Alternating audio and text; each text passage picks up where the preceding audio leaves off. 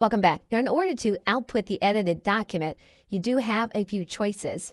As is the case with most chat box, you can copy the content to your clipboard, and you copy that content to the clipboard, you can then head to your word processing document. If we paste, we can either keep the source formatting, we can merge our formatting, or we can make new formatting.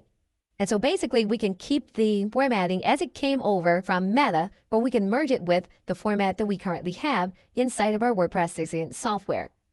Now, one important element to note is that the revision from Meta shortened the article. Now, again, this is with simple prompting, but it's something that you'll want to be aware of. Now, if we don't like the generation, we can go here inside of our tools and we can regenerate.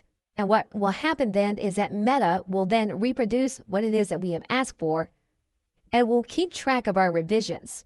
And so we'll be able to see our revisions here at the bottom left, here in this area. So we can click back to our second revision and our first revision. We can go back and we can make changes using these elements. And then Meta will regenerate again. And then Meta will also track our variations. Each of these variations then can then be copied to your clipboard and placed inside of your Word document. So you do have outputting options using Meta AI. Okay, so with that, thanks, and I will see you in another video.